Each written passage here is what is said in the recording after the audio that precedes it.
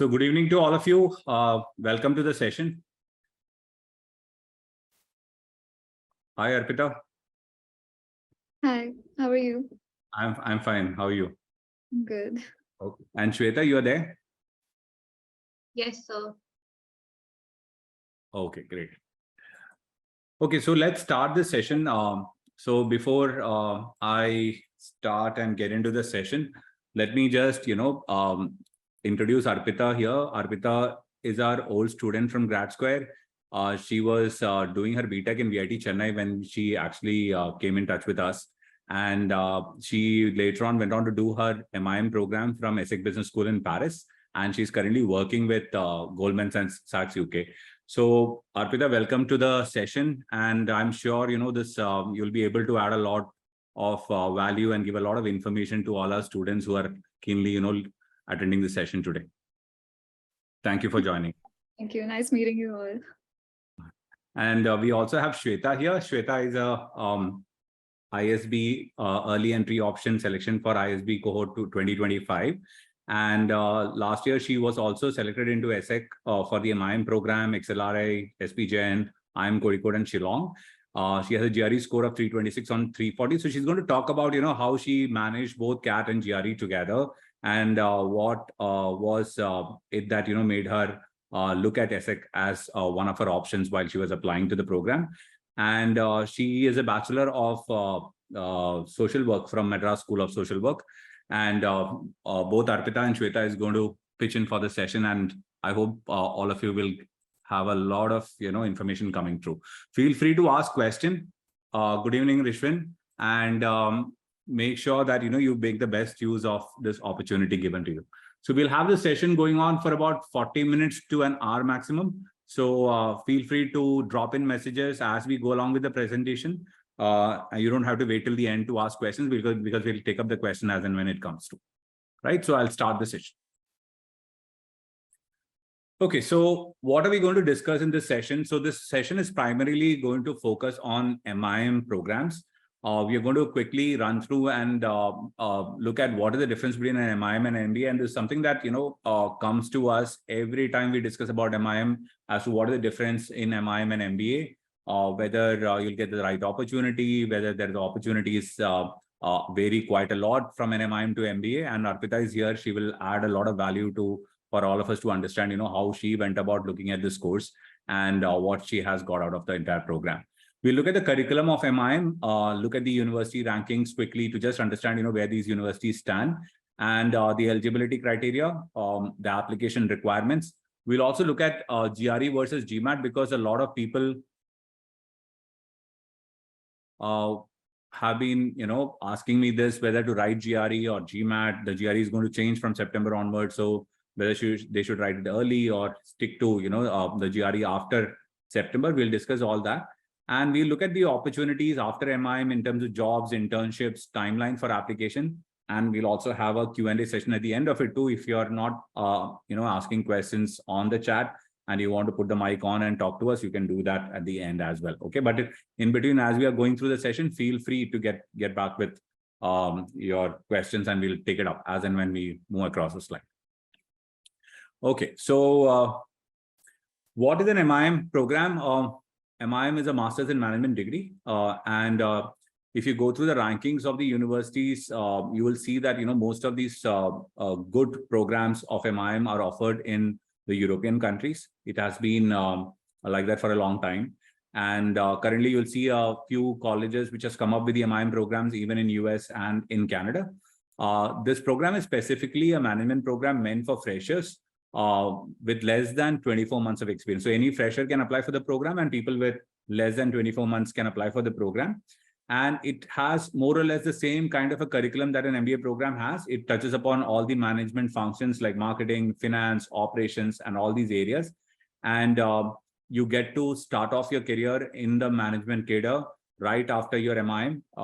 And that's the advantage of it, because you don't have to wait for any kind of work experience to do your management degree. So MIM is basically meant for freshers, and it is a program which is sought after by those students who want to start off their career in management right after their college itself, undergraduation itself. Now, the crux is work experience is not required for MIM abroad, whereas work experience is required for MBA abroad. And if you actually look at most of the universities' websites, you will see that stark difference between an MBA program and an MIM program in terms of their work experience itself when you browse through their batch profile. And you'll see, I've just picked up here the INSEAD's website of MBA program, and you see that the work experience range is between 3 to 8 years. And which means if you have anything less than 3 years, it's extremely difficult to get into INSEAD. And even with 3 years experience, it's not easy because their average work experience goes to about 5.5 to 6 years, right? So that's why you have a range of 3 to 8.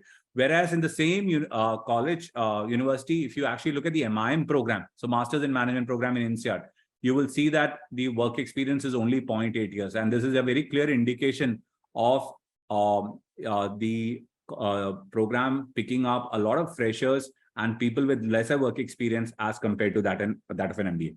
So 0.8 years here, 3 to 8 years experience for MBA. And that's primarily the most important difference between these two programs when you're applying, when you're looking forward to apply for a management degree, okay? Now, we will quickly have a look at the course curriculum and the program structure of the MIM. What happens in year 1, what happens in year 2, and how is it going to give you a complete understanding of what program you're going to, what function you're going to look at in the second year in terms of electives and building up your fundamentals in the very first year. So Arpita, over to you. You can quickly probably give an overview of what this program structure is all about and let them know as to how you went about the program and what all courses you did and how you could actually tailor make the the entire program for somebody who wants to get into a particular function. Yeah. So this the slide is like very well put. So you can see you can either start in Singapore or in the French campus, and you get to choose it while you fill in your application form. Regardless of wherever you start, you have a set of refresher courses, everything ranging from marketing, accounting, basic principles of finance, and you also have calculus, mathematics, and statistics, just to make sure everybody who's joining from like a different background gets to start more or less on the same place. And then if you're in the Singapore campus, you also have like special like lines which you can follow, for example, the consulting line, or you have specific tracks which only are available in the Singapore campus and the rest are available in the French campus. So for year 1, it's more or less the same. You have these core courses which kind of add on to the refresher courses that you would have done before joining. And these kind of make sure, regardless of which track or stream you eventually choose, you will have like the basic set of skills that an MBA or a master in management student is expected to have. And so you can see like these courses on the slide, and you will see the same exact courses in any of the reputed MBA courses as well. So Arpita, these courses are much more similar to that of MBA, or is there any kind of difference that you felt when you did the program as to, they were going much more into the basics, or, you could figure out any kind of difference like that in the program? So I felt like it was more or less at par with the MBA courses. In fact, I've had friends who did like CFA, which is like a specific, like you study a lot to get through the CFA. And some of them said if you're doing, say, the finance track at ESSEC, you might as well drop the CFA idea because it's pretty much the same information that you absorb. So it very much starts from the very basic of almost all the subjects, right? Yeah, and then you have the second year where you choose the electives and the tracks.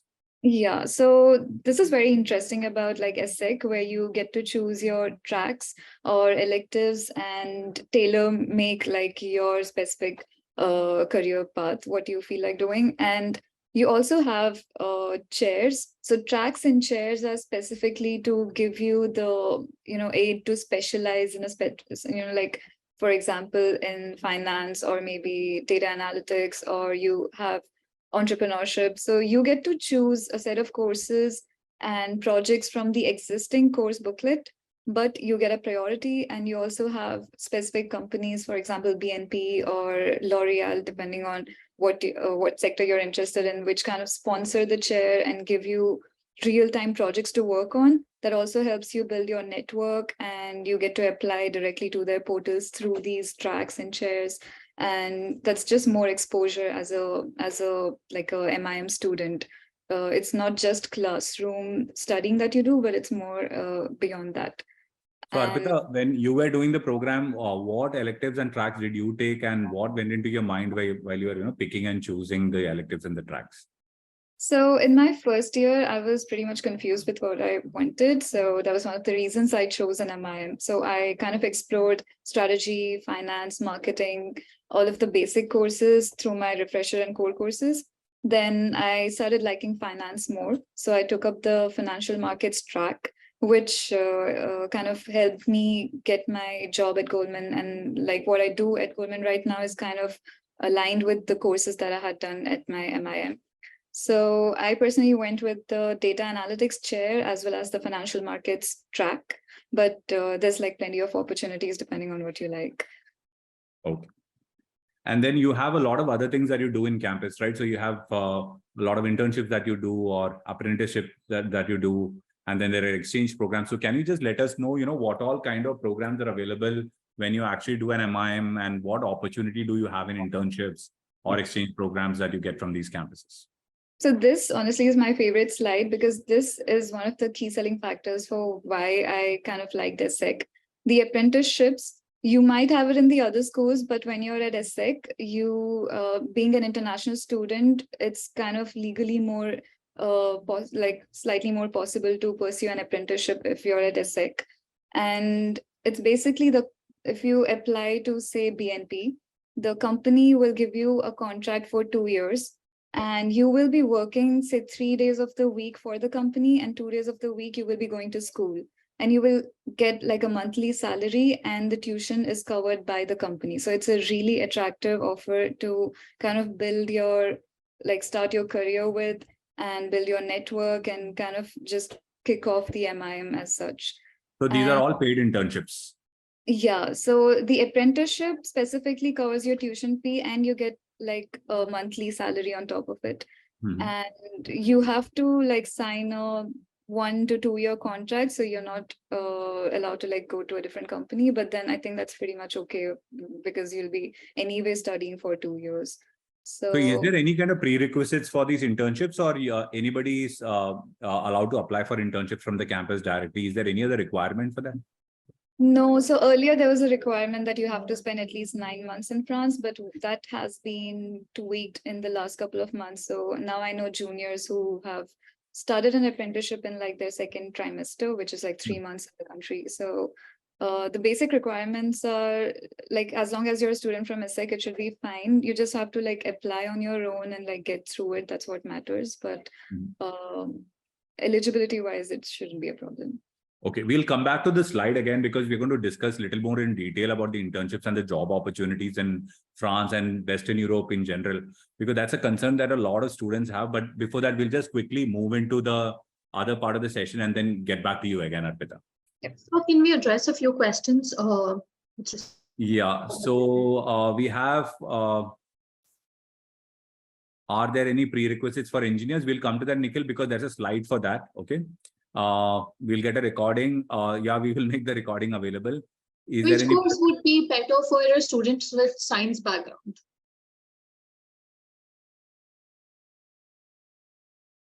Course as in like MIM, or like you mean the specific? Within MIM, the electives. I think it completely depends on one's interest, right? Yeah. So I think if you're like purely looking into applying your technical knowledge, then you might as well go to finance or economics, because those are slightly more technical when compared to marketing or strategy. But again, like Shweta said, it depends on your interests. What is the difference between the rankings of France and Singapore campus? That is another question that we have from Mayur. The French campus is definitely ranked, and it has ranked better than the Singapore one, because within France, it comes under the Grande École, which is like the top 3 schools, HEC, ESSEC, and ESCP, are part of the Grande École, which are highly esteemed for the French. So you will definitely see the slight difference when you're applying in France, the way your application is taken, and Sometimes your salary also depends on which school you're coming from. So Singapore, I'm not really sure because I was there in the Singapore campus and they have their own colleges which have more local, like status, so much better status. So. Is MIM generalized like PGP or specialized MIMs are also there? So I'll take that question, Shweta, because even in ESSEC, from what I know, and in other colleges like ESCP, EDHEC, and even in various other European universities, Arpita, correct me if I'm wrong, there are a lot of programs related to sustainability management. There are programs related to international business, then programs related to marketing and digital marketing as well, right? Yeah, true. You have like international finance or like you said, digital marketing. Yeah. Yeah, so there are specialized programs also in MIM. But I would say MIM per se is like a different degree. That would be kind of like a specialization within MIM, but the degree itself would be a master in management. But the other degrees will be called as MSc in sustainability management or MSc in international business or MSc in digital marketing, those kind of courses, right? Yeah, I guess. Yeah. Okay. Is learning French necessary for this course? So Mayur asked this question. No, so you do have an option of taking the course either in French or in English. So not necessary, but it's always good if you know French when you're applying for jobs in France. Okay. And Anand is asking which is better, UK or USA. So Anand, MIM programs are better known in European countries. So even if you look at colleges in UK, you have the London Business School, you have the London School of Economics, which offer MIM programs which are highly rated. As compared to that, if you look at the rankings, which we'll come to in the very next slide, you'll see that there is hardly any MIM program which is ranked in the top 15 in either the QS ranking or the Financial Times ranking. So it's kind of a program which is mostly offered within the European countries, mostly in France, Spain, Netherlands, and then UK as well. I asked which is better for procuring jobs, MIM or MBA?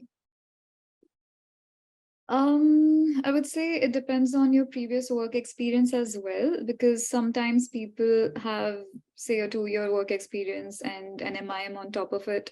So the entry level roles that you apply for depend on the combined degree as well as your work experience.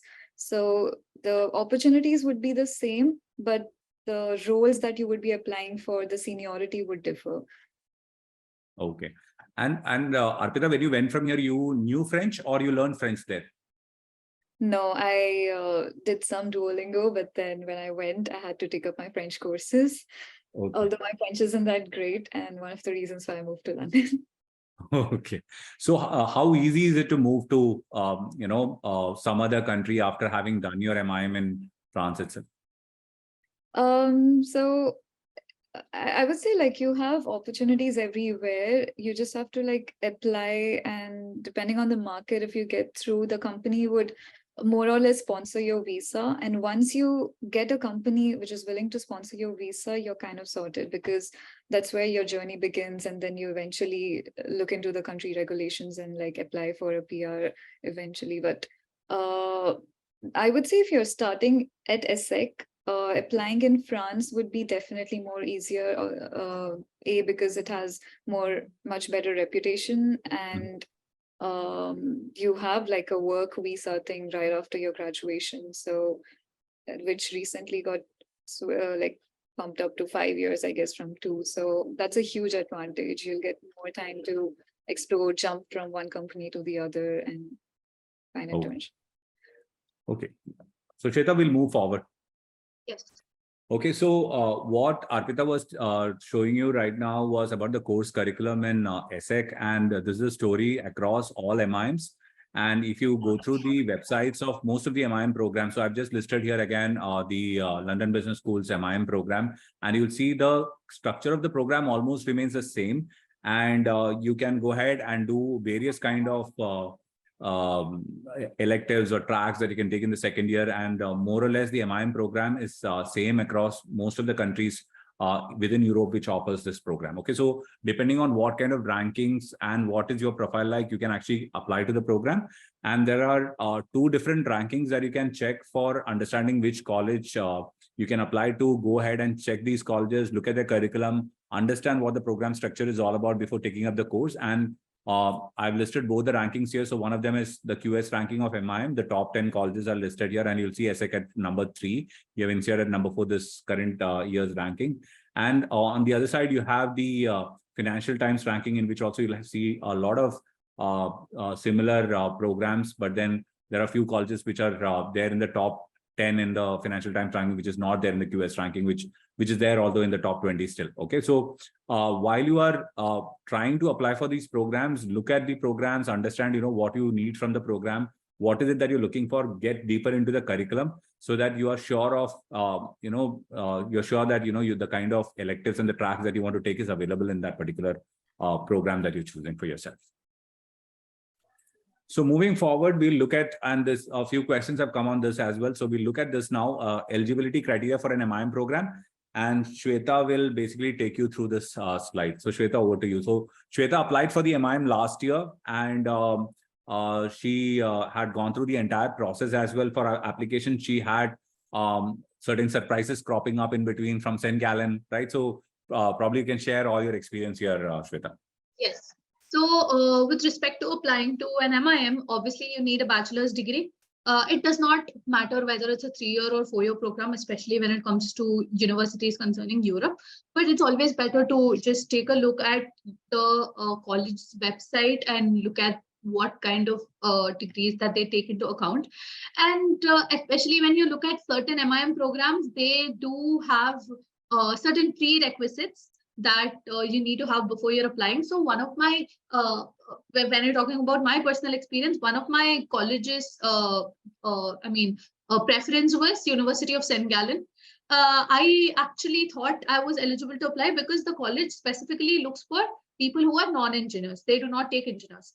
So I thought, I have a degree in social work, and what more do I need? I'm a non-engineer, so I might as well apply to that program. So what the universities usually do is that right before the applications open, they actually let you send an email with your transcripts and with your basic details to ensure that you have an eligibility, that you're eligible for these programs. So I did a similar email conversation. I had a similar email conversation with the staff from the University of St. Gallen, unfortunately, only to know that they need economics as a part of their core subject, right? So they take candidates from BBA, BCom, and similar backgrounds, but they did not take someone from my background because, they required people with a strong course in economics, which I unfortunately did not have. And for that reason, I was unable to apply to University of St. Gallen, but thankfully I was able to save a lot of money by not applying to that university. Had I not had that conversation with those admissions team, I would have probably lost about 10 to 12K because I was anyways not eligible for the program. And of course, you need a management test score. You need a GMAT or GRE, but ESSEC fortunately started taking CAT scores as well. From this year, and we at GradSquare also have one of our students who has gotten through ESSEC by applying through their CAT scores. Aditya, right, sir? Aditya from VIT channel, yes. Yeah, so a student from VIT actually got through ESSEC MIM program by applying through the CAT score. So if you're planning to give CAT, I think, and if you have ESSEC as one of your options, I think this will be a great opportunity for the ones as well. And you need an English proficiency test score. So it is either TOEFL or IELTS. Some schools also take Cambridge tests, but I actually gave TOEFL because, it's comparatively easier with respect to IELTS, and it was a smooth run for me with respect to that. So to give you an idea, the GMAT GRE scores now typically that you will need to have to be at least have a certain kind of surety of getting a call. You need to have a GMAT of 700 plus at least. GRE typically a 322 plus you should be landing up with a call. And CAT last year, we had a conversion at a 98 plus percentile. So although I have heard that with the CAT score of 95 plus percentile, there's a chance of getting into one of the top 10 MIM programs, because ESCP, ESSEC, EDHEC, or Emilion, all these colleges pick up students through the CAT score as well. Okay, so getting into the selection process. So Shweta, you can take this slide up.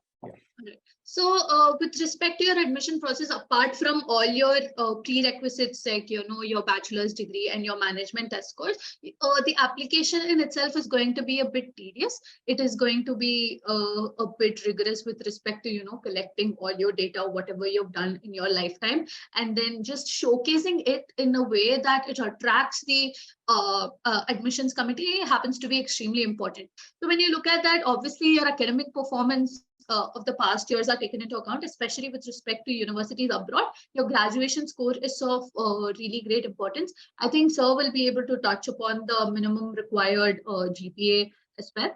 So, apart from that, the co-curricular activities and extracurricular activities are given extreme importance with respect to universities abroad. So, with respect to my interview with ESSEC, most of my interview revolved around my extracurriculars and co-curriculars and projects that I had taken up in my undergraduation, because mine happens to be a very, very unique program that I did in my bachelor's.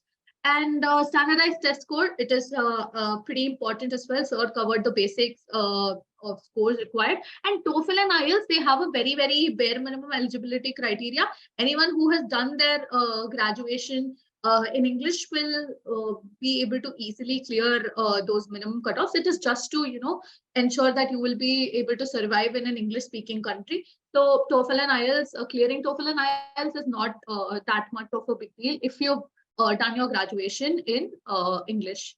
Then comes your research projects. It doesn't have to be any research project specific to management. It can be anything you did in your undergraduation, just basically to showcase that you have been extremely involved in your academics, and you have been pretty much interested in taking up initiatives and activities through your research work in your undergraduation. And with respect to social consciousness and community work, I happen to have a lot of opportunities to work with NGOs because my degree revolved around that. And this was something I was able to leverage really well. And working in initiatives such as, sustainability, teaching underprivileged children, all these things happen to have a really, really good impression on the admissions team, because they look for students from diverse backgrounds and they want someone who's also socially conscious, eventually who will end up working for the society is what every B school nowadays looks for. So that is something that they are really open towards. And if you've taken up any initiatives, if you've led a team, if you have probably taken up any sort of leadership roles, is something that they also look forward to. All these things, if you're able to put it really well in your essay, then it has a huge impact on your entire application. The application basically stands out. So moreover, your internships and your student exchange programs and your study abroad programs, if you have any double degree experiences, all these things will also be taken into account with respect to the entire evaluation of your profile. The faculty members usually look for a lot of diversity when it comes to evaluating your applications, and any single thing, you might think that it is pretty insignificant, right? But according to them, that thing might stand out. So for example, I was trained in Tamil Nadu folk arts when I did my undergraduation. It barely made any sense to me when I did my undergraduation, but since I had put that in my essay, the admissions committee in fact asked me a question with respect to that. I had learned sign language in my undergraduation. So all these small things that might look really insignificant to you might add a lot of value. So one thing I'd like to talk about before drafting your SOP is that if you're able to put an Excel sheet or something, a Word document, where as and when you remember what are the things that you've done in your schools or your college or your workplace, I think that is going to help you a lot when you are starting your SOP drafting, because you might miss out on a lot of things. And once you submit your application, you might be like, oh, I wish I had written this part. So it is essential that you put down and draft down everything that you've done so far, as in when you remember, at least a month before you start your at least a month before you plan on starting your SOP. I think that helps a lot. And LOR is happens to be very, very important. One of your superiors or your professors might might give you a letter of recommendation. That happens to be taken extremely seriously when it comes to universities abroad, is something that I've observed. Okay, let's move forward. So GRE versus GMAT. So Shweta, why did you prefer GRE over GMAT? I prefer GRE mainly because it is comparatively easier to GMAT. I see a lot of students taking up GMAT. I see a lot of people coming and telling me that they're going to prepare for GMAT when it comes to ISB applications or applying abroad. And my first question is why? Because every university gives equal importance to GRE and GMAT. There is no specific preference over this or that. And since I was already preparing for CAT, the mathematics in GRE is basically the level 1 questions you get in CAT. So even with the basic knowledge, you will be able to solve every question in GRE. But with respect to the verbal part, people might fear the word list. That can be a bit tedious, but it is something that you can build with respect to, familiarizing yourself on a day-to-day basis. It is something that one can easily do. GMAT, on the other hand, has a lot of grammar and a lot of critical reasoning questions, which I've seen a lot of people pretty much struggle with. Especially the math part can also be extremely annoying because, math post 750, getting to that score, getting to a score above 750, since it's an adaptive paper, can be very, very challenging. Because I had also given a GMAT mock before deciding that I wanted to give GRE. So that is something I personally struggled with. With respect to which is preferred, like I already mentioned, that universities do not really bother whether you're given a GRE or GMAT. Equal weightage is given to all applications, but of course they have their own level of measuring the cutoff score for either of the examinations. Yeah, so while you're choosing GRE, GMAT, I would urge all of you to go out and test both the look at both the tests. There are mock tests available for GRE on ets.org's website, the official GRE website. For GMAT, it's available on mba.com, which is again the official GMAT website. So pick up a test, spend that 4 hours to understand how the structure of the test is, and see as to what test suits you in terms of the content of the test, the way the test is structured, so that you're sure what you're practicing or what you're wanting to get into is the right test for you. And midway through, you don't have to change the test and look at something, shift from a GRE to GMAT or a GMAT to GRE. Okay. Right. So Arpita, coming back to you, this is again, a lot of students have this doubt while you're pursuing your MIM in a non-English speaking country like France, or let's say, for that matter, in Netherlands or Switzerland. What are the kind of problems that you face? Because a lot of people tell us that, it's very, very challenging to get the internship because you don't know the local language. It's challenging to convert that internship into a job, and you went there without knowing the language. So could you just, let us know as to what were the challenges that you faced and how you overcame? So that's like true. Like when you don't know the language, it is a problem. Not because they don't like English speaking people, it's just that that's how they work on their floor. Like even if you get through a job, if you don't know their local language, you'll not be involved in the daily tasks that they are doing or the important meetings. So they kind of have a preference to people who have like the local language on their skill set. Having said that, they also have a lot of opportunities for international students because many of the companies deal with international clients or maybe teams abroad. So it's always good to have like a one English speaking person in the team. And once you're from a reputed school, they have like a preference for the skill set and not just the way you work and the language in which you work in. If you're in France, many of the startups and the smaller companies have a lot of opportunities for English speaking students because they kind of have teams that are not very, like local or French specific, depending on what they do. But I would say like you just have to, it's like a numbers game. You apply, keep applying, and then you will get a lot of rejections. But eventually you will, like, there is like enough number of jobs out there for all of the students that kind of go and study there. And also the apprenticeships that I was talking about, it's like a cyclical thing. So they, after the 2-year contract, you may or may not convert it, but eventually you'll find something or the other. And then they will kind of go for a fresh batch of students to fill up those empty roles. So there are opportunities. You just have to be very proactive, and they kind of look at the way in which you approach anything. Like if we give you the opportunity to learn the language, are you going to do it, or are you going to like take up new skill set that we need? So Arpita, does these companies also ask you for some kind of a language certification? No. No. If you say you know a specific language, they're going to switch the interview into that language. And if you're able to converse or have a basic business conversation, it should be fine. Nice. So what about the job opportunities? So let's come to that. So internships and jobs that you talked about, is it advantageous being a part of EU? Because I remember your classmate Aditya Bhatnagar studied in Spain in SRA, and did his MIM there, and then currently he's working in Netherlands in Nike, isn't it? So both different countries, different languages, but he was able to shift. So being a part of the European Union, does it help?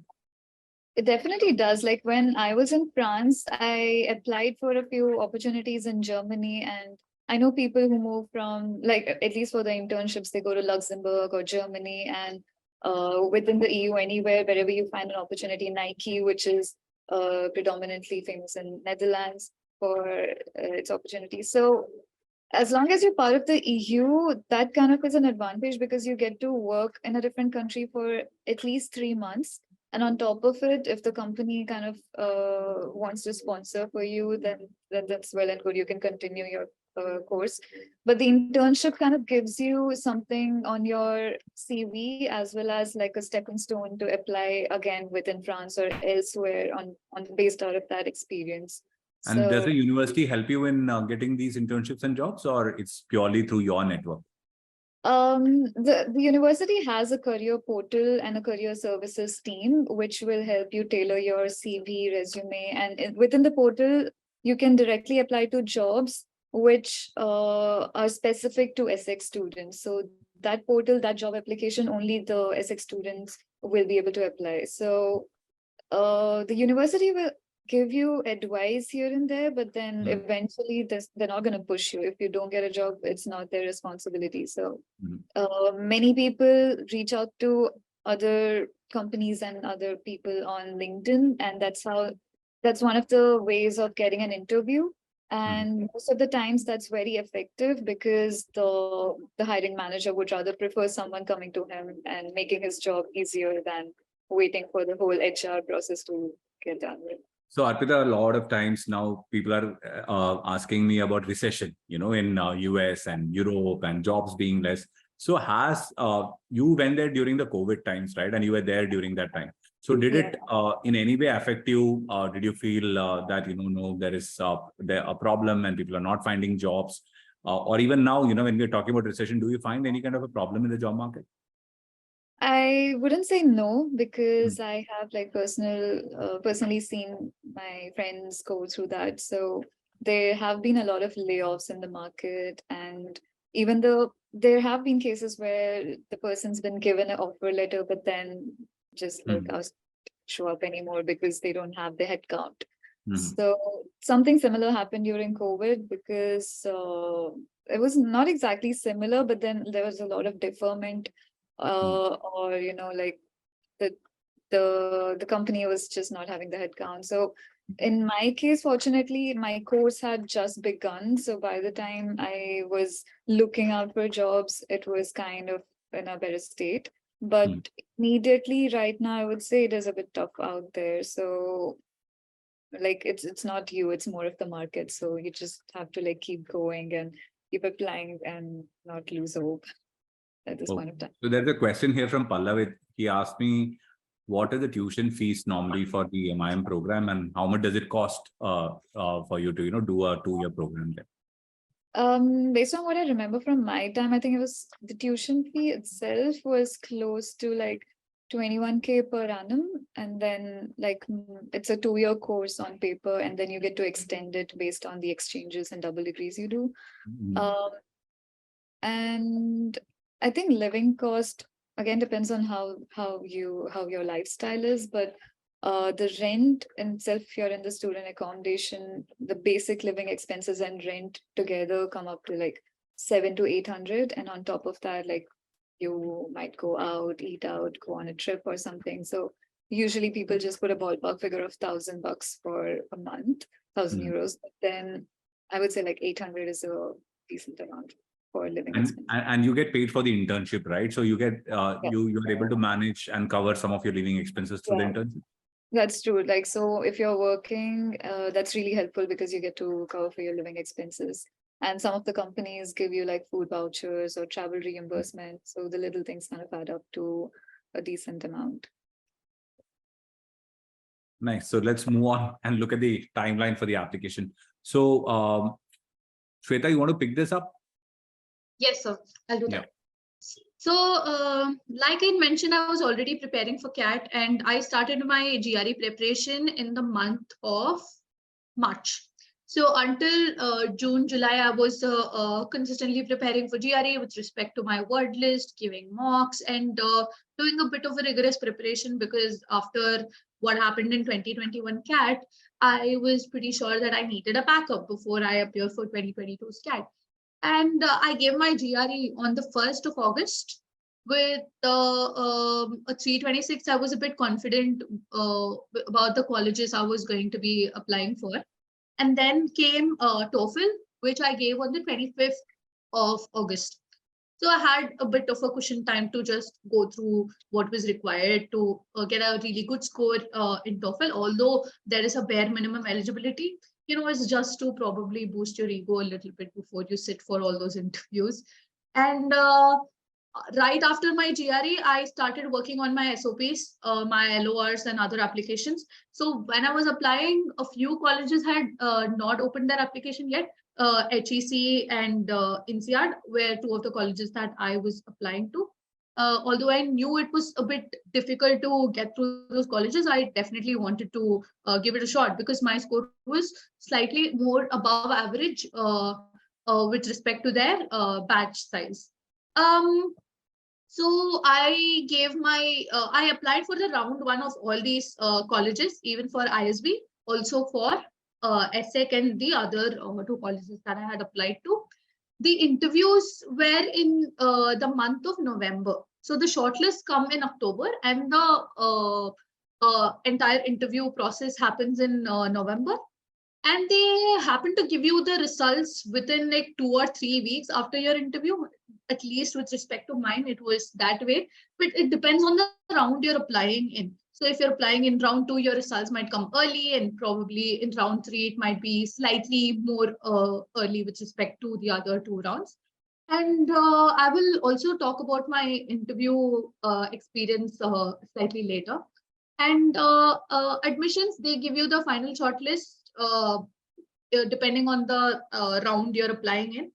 But if it's the first round, you get it well in advance. And all those dates are clearly mentioned on the college website, so you don't have to really be frantic about, constantly checking the college website for updates. So with respect to the universities abroad, that is a really, really good advantage as to you can plan your entire financing, and you can plan to have other options depending on those dates. So before I gave my CAT, I had 2 admits in hand, which made it extremely comfortable for me to sail through the paper this year. In 2022. Then comes your visa processing, which usually happens in the month of June or July. But if you have an admit early in hand, you can do the needful well in advance. And the classes usually begin with the refresher courses in the month of August or September. Okay, so let's move ahead. And I think we are almost at the end of the session. So if you Yes. have any other doubts, feel free to ask. Before that, let me also cover a little bit about my interview experience with respect to ESSEC. So when I had my interview, it was online. It was on the 5th of November. That was when my interview was happening. And since it was a European time, I had to sit in the evening at about 6:30. It was pretty much early noon for them. And we had I had three panelists, out of which one was a second year student and two were faculty members at ESSEC. They were not looking to, grill you with respect to the questions they were asking. It was more or less a friendly conversation that I had. They wanted to know who I was. They wanted to know what I had done and what I would like to do in a country like France, because I had not studied abroad before, and they want someone who's pretty much excited. And they want to know what are the things. For example, they asked me, after coming to France, what are the three things that you like to do? And then at the end of the interview, one of the professors asked me, what are if I could grant you three wishes, what are the things that you wish for? So a lot of abstract questions were also involved, unlike my ISB interview, which was slightly more technical. The interview was, I think it was one of really conversational interviews where they try to make you feel comfortable. Of course, there can be a couple of tricky questions here and there. In fact, the second year student asked me the more difficult questions than the professor. She was getting a bit, slightly borderline technical with respect to her questions. And yes, that's pretty much it. And if you have any other questions, you can probably drop it in the chat box. We'll be happy to.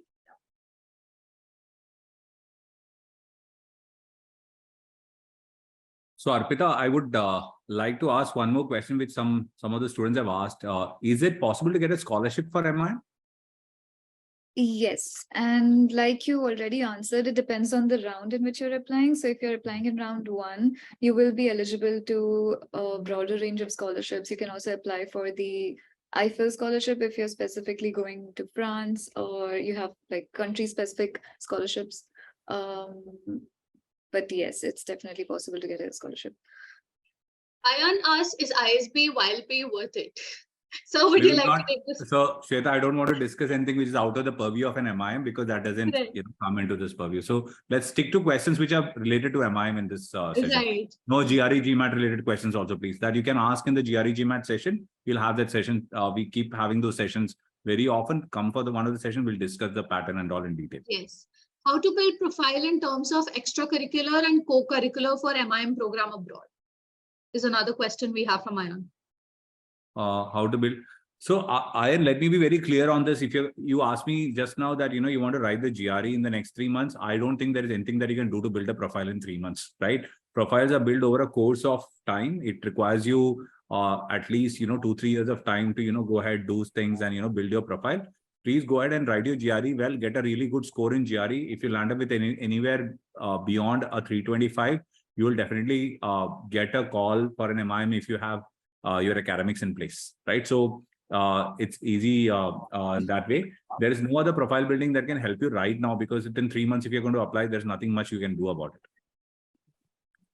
Sir, what is the average salary after completing MIM? That's a so Arpita, you would like to take that up. What is the kind of average salaries people receive on jobs after an MIM program?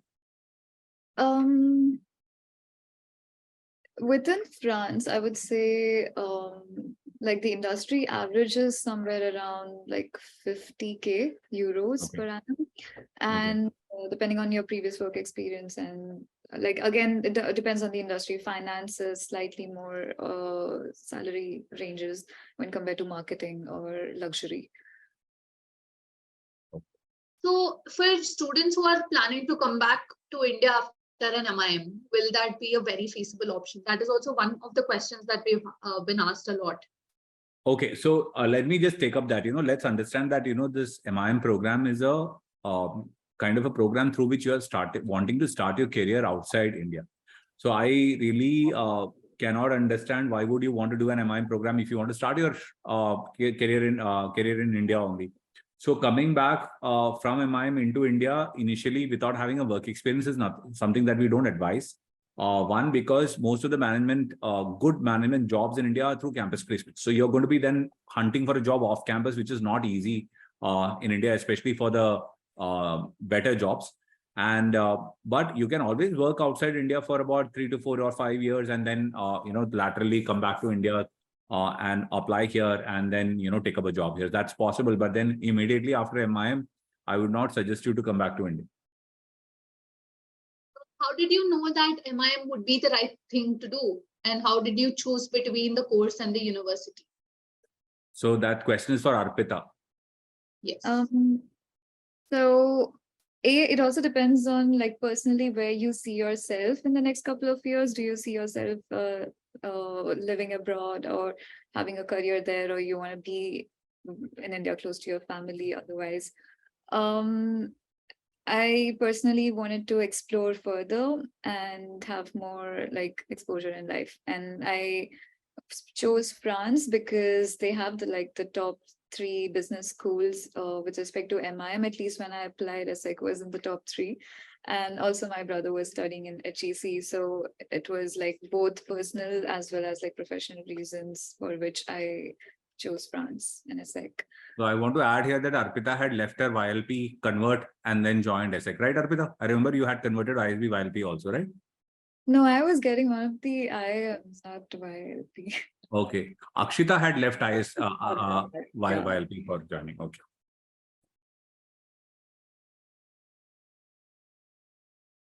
Okay. Okay. What Does MIM provide equal opportunities as an MBA in the US? That is we have already discussed this, that we are talking MIM from a perspective of Europe, because US MIMs is not something that we advise students to get into because it's pretty new in US. But US has a master's program, yeah. Management, something which is similar to an MIM, but slightly different. Yeah, but very less number of colleges offer that, Arpita. So we typically don't recommend those kind of programs. But you have masters in specialized programs like masters in finance management, marketing management, operations management, supply chain management, so on and so forth. So that is very, very specialized to that area, and it specifically looks at from year 1 onwards in that specialized area, rather than giving a generic understanding of all management functions. Yeah. Do we have an option of business analyst roles in MIM? Yes, you have plenty of those. So that's like a very generic role which anyone from any background can pursue. Your soft skills matter a lot in such kind of a role. So how you like portray yourself and how proactive you are, all of those things matter more than your technical skills. So yeah, so I'll just take this question. Indian colleges take student with MBA with no work experience. So we should. So the entire idea of doing an MIM, as Arpita said, is to understand what's your priority, right? So if you're looking at joining an MIM program, then you are looking at kickstarting your career in that country, or at least in that region, right? You are wanting to move out of India and work in a setting like France or Western Europe or any such kind of countries that you're looking at, right? If you are really looking at only a job within India, then I would not even suggest you to go for an MIM program. So that you need to really figure out what is it that you want to do, and then decide whether it's MIM for you or MBA for you, right? And adding to, so somebody has added to that question asking, is it a good idea to do an MBA after kickstarting your career post an MIM? Yeah, people do that. So if you feel that, you are looking forward to do an MBA, I would suggest you to work for 4-5 years after your MIM and pick up that option only if you have a specific career progression in mind. Otherwise, I don't think it's a good idea. So I would say wait for it, work for a few years, understand what is it that you're looking forward to, and then decide on it. If one had to choose between pursuing MIM in UK or France, which one should they decide? Is another question that we have. So again, this depends on which college you are going to. So definitely you are not going to leave a really good program just because you want to shift countries, right? So decide on the college, the ranking of the college, and then look at it as which program you want to pick up. So this is a question that we're getting often. So with respect to college GPA, how much weightage do they have? I had already replied in the chat that it's anything above 75% is a good enough score to look at most of the MIM programs. Also, I feel like, if you're lagging slightly here and there, you might as well compensate from your with your GRE scores or GMAT scores or your other application parts, right, sir? Correct.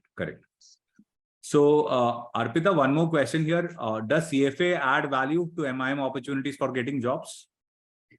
If you already have a CFA, then in your first trimester, if you're applying for jobs, then it will definitely add value. But eventually, if you're like 1 year down the line within your course, and then you're applying for jobs, it would more or less be the same as anyone without a CFA.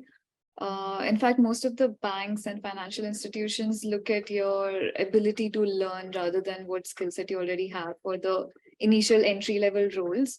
So as long as you're applying for, say, an analyst role and not like an associate or like a, like much more skilled role, you are good to go without a CFA. So Ayan asks how placements happen in abroad.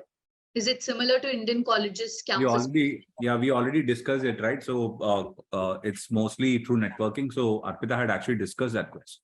There is no concept of campus placements in the colleges abroad, unlike the B schools or other colleges that we have in India. Yeah. 650 GMAT plus 90% in academics is okay to apply for top B school. B schools we will discuss later once. But MIM program with the 650 GMAT, it's difficult to get into the top 10. Okay, so you need to look at something around 700. I think most of these questions we have answered already. Yeah. Is it a risk Right? to take up a lot of redundant questions, tuition fees and all we already discussed. If you have missed it, please go back and watch the recording once again. So Arpita, one more last question we'll pick up from Nikhil. He's asking how exactly is the job application process at ESSEC, which semester, and what is the approach for getting it? So approach we already discussed, Nikhil. So it's through networking and through the ESSEC job portal. But which semester does it start normally, Arpita? So I've seen people apply in their like second trimester onwards because they know what they want or they have some sort of a previous experience. But typically people apply after like 3 trimesters, because that's when it's like a cyclical thing. You have more opportunities during July or September. And if you're going for an apprenticeship, it's most likely going to start in October or September. So you will start applying in May and June, July, around that time. So it gives you some fair bit of time to like tailor your courses and like maybe pick up the skills that the specific company might want or network or like get a referral or something before that. And Arpita, Pritosh is asking, does the internship gets converted into a PPO if you are doing one, or in most cases it doesn't, and you have to again search for a job?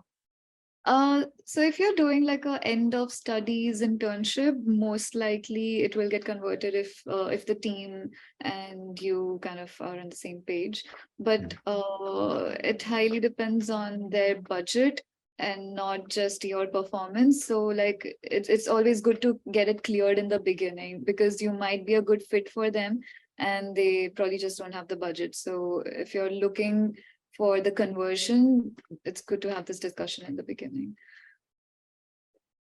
Sir, one question I'd like to pick up. Is it a risk to take up GRE prep right now as well as keep CAT in our view? First, this session is with respect to MIM, but I'll just answer this question since I had done both simultaneously. If you're well prepared for CAT, even if you're done with your basic preparation with respect to quants and VRC part, GRE should be a cakewalk to you.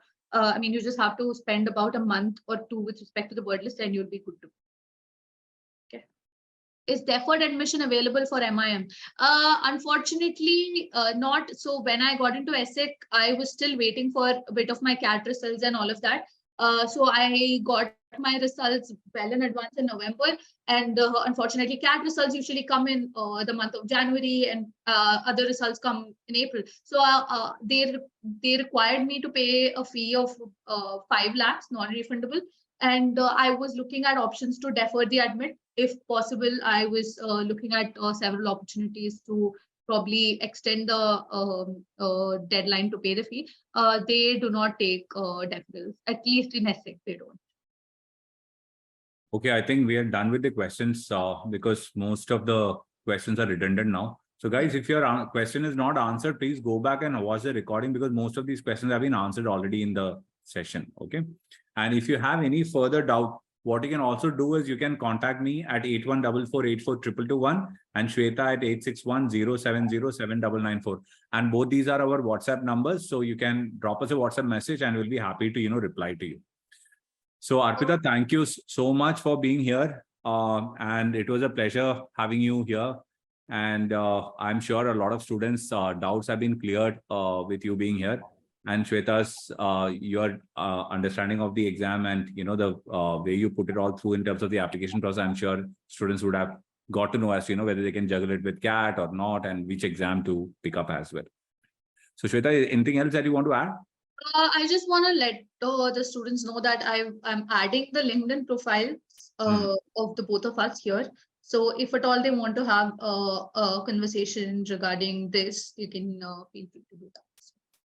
Arpita, anything else? Last words for the set of students sitting here and looking forward for an MIM? Anything that you'd like to? Firstly, thank you so much for having me. It was like a pleasure to share my experience. I was in their shoes literally 3 years back, so I know where all that's coming from. But I would say just have a clear picture of where you see yourself, and then you will eventually figure out some or the other course and career path. But do keep in mind that your career and professional life is as important as your personal life. And yeah, if you have any more questions, Shweta has shared the LinkedIn profile, so you can just hit me up. And again, thanks for having me here. Thank you so much, Arpita. Yeah.